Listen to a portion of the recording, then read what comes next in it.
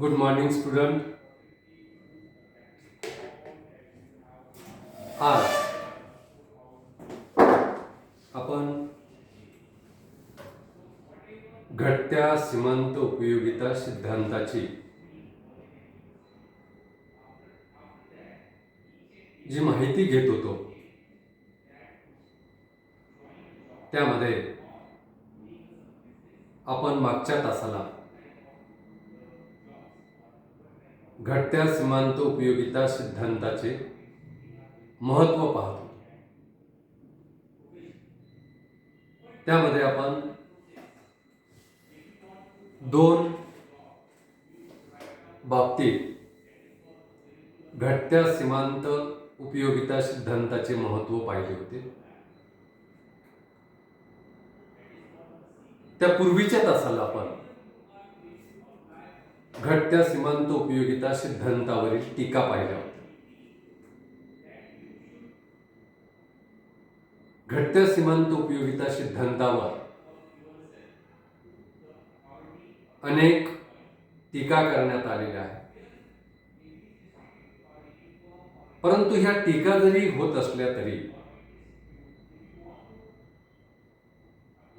घटत्या सीमांत उपयोगितेचा सिद्धांत हा निरुपयोगी आहे असं नाही. ह्या टीका जरी होत असल्या सिद्धांतावर तरी अर्थशास्त्रातला घटत्या सीमांत उपयोगितेचा सिद्धांत हा एक अतिशय महत्त्वपूर्ण सिद्धांत आहे. कारण अर्थशास्त्रामध्ये हा सिद्धांत अतिशय प्रसिद्ध आहे. तसेच अर्थशास्त्रामध्ये या सिद्धांताचा किंवा प्रत्यक्ष व्यवहारामध्ये या सिद्धांताचा सार्वत्रिक वापर होतो. कारण या सिद्धांतावर टीका जरी झाल्या असल्या, या सिद्धांताच्या मर्यादा जरी काही असल्या तरी या सिद्धांताचा वापर हा सार्वत्रिक केला जातो. त्यामुळे हा सिद्धांत अर्थशास्त्रामध्ये एक प्रसिद्ध सिद्धांत आहे, एक महत्त्वपूर्ण सिद्धांत आहे. मग काल आपण या सिद्धांताचं महत्त्व पाहत असताना पाहिलं की उपभोक्त्यासाठी हा सिद्धांत महत्त्वपूर्ण आहे. ग्राहकाच्या दृष्टिकोनातून तर प्रत्येक व्यक्ती हा कोणत्या ना कोणत्या वस्तूचा उपभोक्ता असतो. म्हणून जगातल्या सर्वच व्यक्तीच्या दृष्टिकोनातून, सर्वच ग्राहकाच्या दृष्टिकोनातून घटत्या सीमांत उपयोगितेचा सिद्धांत महत्त्वाचा आहे, उपयुक्त आहे. कारण प्रत्येक उपभोक्त्याला आपल्या मर्यादित साधनाच्या साहाय्याने महत्तम समाधान प्राप्त करावयाचे असते, जास्तीत जास्त समाधान प्राप्त करावयाचे असते. आणि जर आपल्याला आपल्या मर्यादित साधनाच्या साहाय्याने अधिकाधिक समाधान, महत्तम समाधान प्राप्त करावयाचं असेल तर त्यामध्ये त्या ठिकाणी उपभोगात विविधता आणली पाहिजे, वैविध्य आणलं पाहिजे. कारण तुम्ही एका वेळी एकच गरज जर पूर्ण करत गेले तर त्या एकाच वस्तूच्या वाढीव नगापासून मिळणारी उपयोगिता ही क्रमशः घटत जाणारी असते. त्यामुळे समाधानामध्ये घट होत राहते, क्रमशः घट होत राहते. उपयोगितेमध्ये, मिळणाऱ्या उपयोगितेमध्ये क्रमशः घट होते. आणि ती घट होऊ नये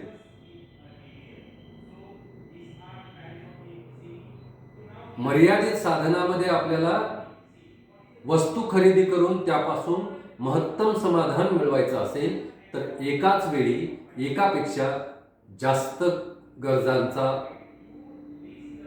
उपभोग किंवा जास्त गरजा पूर्ण केल्या पाहिजे, एका वेळी एकापेक्षा जास्त वस्तूंचा वापर केला पाहिजे.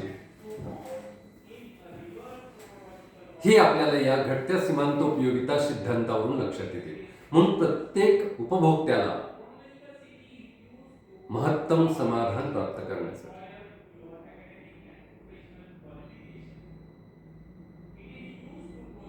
त्या ठिकाणी उपभोगामध्ये विविधता आणण्यासाठी आपल्याला घटत्या सीमांतोपयोगितेचा सिद्धांत सूचित करतो.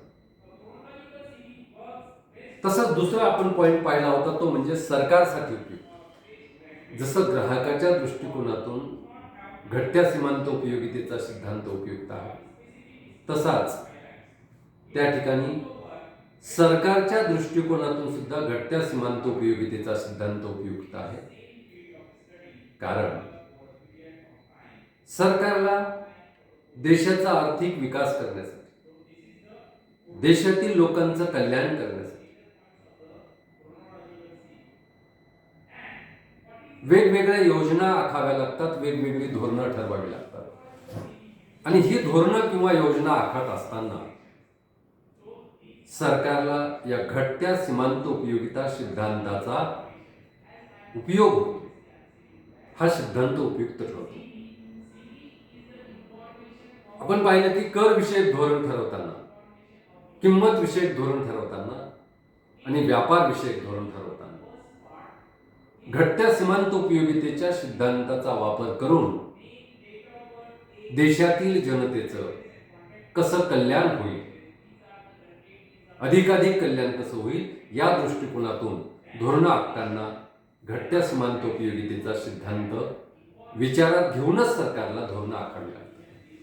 म्हणून या सिद्धांताचे महत्त्व सांगताना उपभोक्त्याच्या दृष्टिकोनातून जसा हा सिद्धांत महत्त्वाचा आहे, तसाच तो सरकारसाठी सुद्धा उपयुक्त आहे.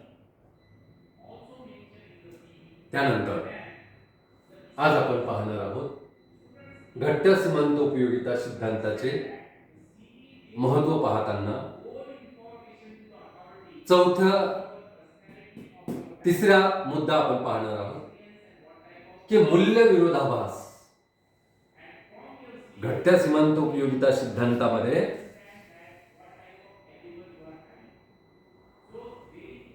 मूल्य विरोधाभास लक्षात घेतलेला. या घटत्या सीमांतोपयोगिता सिद्धांताने आपल्याला मूल्य विरोधाभास काय आहे याबद्दल त्या ठिकाणी ज्ञान दिलेलं आहे किंवा आपल्याला मूल्य विरोधाभास स्पष्ट करतो. त्यामुळे या सिद्धांताचा अभ्यास केल्यामुळे आपल्याला मूल्य विरोधाभास कसा आहे हे स्पष्ट होतं. आता वस्तू किंवा सेवेला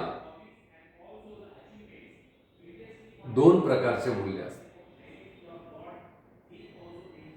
एक उपयोगिता मूल्य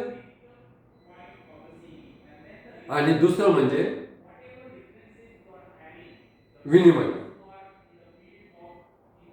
आणि उपयोगिता मूल्य म्हणजे काय आणि विनिमय मूल्य म्हणजे काय हे या ठिकाणी आपल्याला या घटत्या सीमांतोपयोगितेचा सिद्धांत अभ्यासल्यावर लक्षात.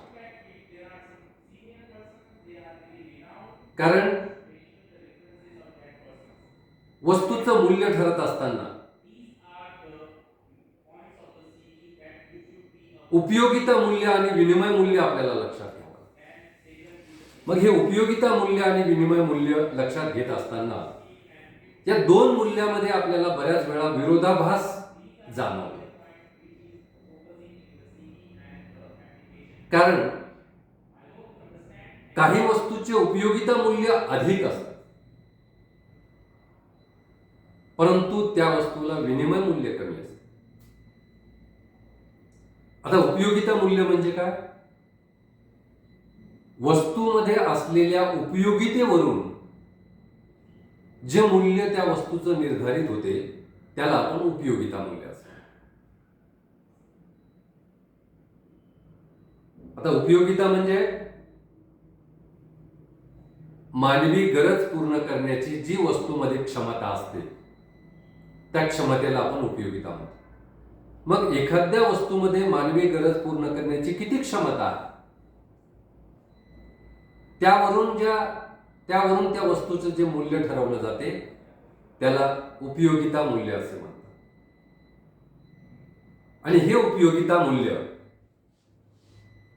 वस्तूमध्ये असलेल्या उपयोगितेवरून जे मूल्य ठरते त्याला आपण उपयोगिता मूल्य असे म्हणतो. परंतु अनेक वस्तूंमध्ये उपयोगिता मूल्य भरपूर असते परंतु विनिमय मूल्य कमी असते. उपयोगिता मूल्य प्रचंड असते पण विनिमय मूल्य कमी असते. मग अशा वेळेस त्या ठिकाणी उपयोगिता मूल्य भरपूर आहे पण विनिमय मूल्य कमी आहे. याचं आपल्याला उदाहरण जर घ्यायचं झालं तर आपल्याला हवेचं उदाहरण आहे. हवा माणसाला जीवन जगण्यासाठी अत्यंत आवश्यक आहे.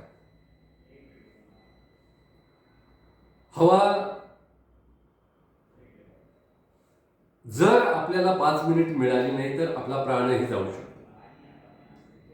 म्हणून हवेला आपल्या जीवनामध्ये प्रचंड महत्त्व आहे. हवेमध्ये आपल्या मानवी किंवा कोणत्याही प्राण्याच्या दृष्टिकोनातून उपयोगिता मूल्य प्रचंड आहे. परंतु हवा ही विपुल प्रमाणात उपलब्ध आहे, मोठ्या प्रमाणात उपलब्ध आहे आणि ती आपल्याला फ्रीमध्ये मिळते, फुकट मिळते. त्यामुळे हवेमध्ये उपयोगिता मूल्य प्रचंड आहे पण हवेमध्ये विनिमय मूल्य आपल्याला दिसून येत नाही कारण हवा विकली जाते. हवेला विनिमय मूल्य 0 आहे पण उपयोगिता मूल्य मात्र प्रचंड आहे. हवेमध्ये प्रचंड उपयोगिता आहे म्हणून हवेमध्ये उपयोगिता मूल्य प्रचंड आहे पण विनिमय मूल्य कमी. पहा कसा विरोधाभास आहे. मूल्य विरोधाभास या ठिकाणी आपल्याला लक्षात येतो की हवेमध्ये मानवाच्या दृष्टिकोनातून प्रचंड उपयोगिता आहे पण हवेमध्ये त्या ठिकाणी विनिमय मूल्य कमी आहे कारण हवा विपुल प्रमाणात उपलब्ध आहे. तसंच त्या ठिकाणी पाणी म्हणजे जीवन म्हणतो आपण. पाण्यामध्ये त्या ठिकाणी मानवाच्या दृष्टिकोनातून किंवा कोणत्याही प्राण्याच्या दृष्टिकोनातून प्रचंड उपयोगिता आहे परंतु या पाण्याला विनिमय मूल्य कमी आहे. किंवा नदीचं पाणी असेल, समुद्राचं पाणी असेल, निसर्गाचं पाणी असेल तर ते आपल्याला विनामूल्य मिळते. परंतु पाणी मानवाच्या दृष्टिकोनातून त्यामध्ये प्रचंड उपयोगिता आहे म्हणून पाण्यामध्ये प्रचंड उपयोगिता मूल्य आहे. परंतु पाण्याला खरेदी विक्री मूल्य त्या ठिकाणी पूर्वी तर नव्हतंच. अलीकडच्या काळामध्ये पाणी खरेदी विक्रीचे व्यवहार होतात म्हणून पाण्याला त्या ठिकाणी विनिमय मूल्य कमी आहे. म्हणजे पहा एकाच वस्तूमध्ये उपयोगिता मूल्य प्रचंड आहे पण दुसऱ्या बाजूला विनिमय मूल्य मात्र त्यामध्ये कमी आहे. तसंच सूर्यप्रकाश मानवाला त्या ठिकाणी अत्यंत आवश्यक आहे. सूर्यप्रकाशामुळे त्या ठिकाणी उष्णता मिळते, वनस्पती प्रचंड प्रमाणात वाढतात. म्हणजे सजीवांच्या दृष्टिकोनातून सूर्यप्रकाशामध्ये प्रचंड उपयोगिता आहे परंतु सूर्यप्रकाश आपल्याला विनामूल्य मिळतो, विपुल प्रमाणात आहे म्हणून त्या ठिकाणी सूर्यप्रकाशाला विनिमय मूल्य मात्र 0 आहे. पहा कसा विरोधाभास आहे. एखाद्या वस्तूमध्ये प्रचंड प्रमाणात उपयोगिता मूल्य आहे पण त्याच वस्तूमध्ये त्या ठिकाणी विनिमय मूल्य 0 आहे. आणि हे आपल्याला घटत्या सीमांत उपयोगिता सिद्धांतावरून लक्षात येतं. तसंच त्या ठिकाणी आपल्याला या उलट काही वस्तू आपल्याला पाहायला मिळतात. आता आपण 3 उदाहरणं पाहिले. उपयोगिता मूल्य अधिक आहे परंतु विनिमय मूल्य कमी आहे. हवा, पाणी, सूर्यप्रकाश यामध्ये उपयोगिता मूल्य प्रचंड आहे पण विनिमय मूल्य 0 आहे किंवा कमी. या उलट काही वस्तूंमध्ये विनिमय मूल्य प्रचंड आहे परंतु उपयोगिता मूल्य मात्र फारच कमी आहे. काही वस्तू अशा असतात की त्यामध्ये उपयोगिता कमी असते. उपयोगिता कमी असून सुद्धा विनिमय मूल्य मात्र प्रचंड असते. उदाहरणार्थ चांदी. चांदीमध्ये उपयोगिता मूल्य फारसं नाही. फक्त त्या ठिकाणी चांदी दागिने बनवण्यासाठी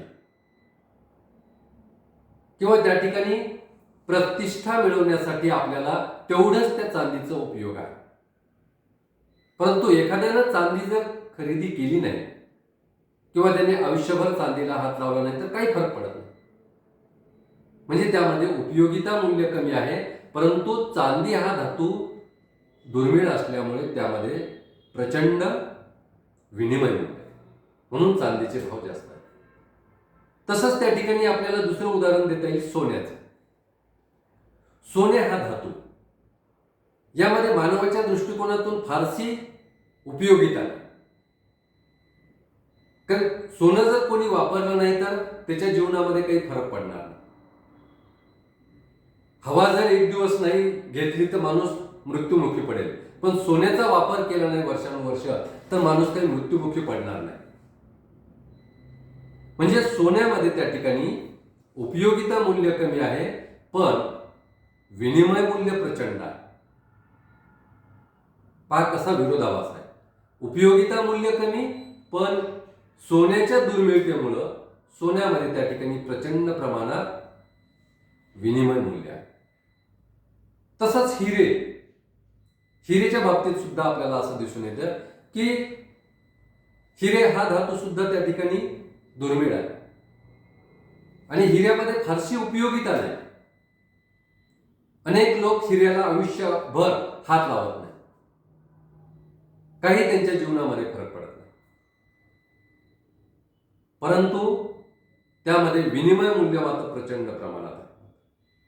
म्हणजे याचा अर्थ मूल्य विरोधाभास आपल्याला या ठिकाणी घटत्या सीमांत उपयोगिता सिद्धांतावरून स्पष्ट होतो की काही वस्तूंच्या बाबतीत त्या ठिकाणी उपयोगिता मूल्य अधिक आहे पण विनिमय मूल्य कमी आहे. तसंच काही वस्तूंच्या बाबतीत त्या ठिकाणी विनिमय मूल्य कमी आहे पण त्या वस्तूच्या दुर्मिळतेमुळे त्यामध्ये प्रचंड प्रमाणात विनिमय मूल्य आहे. आणि हा जो विरोधाभास आहे तो आपल्याला उपयोगितेचा त्या ठिकाणी अभ्यास केल्यामुळे घटत्या सीमांत उपयोगितेमध्ये त्या ठिकाणी विनिमय मूल्य आणि उपयोगिता मूल्य दोन्हीही लक्षात घेतलेला आणि घटत्या सीमांत उपयोगितेचा सिद्धांत मांडण्यात आला.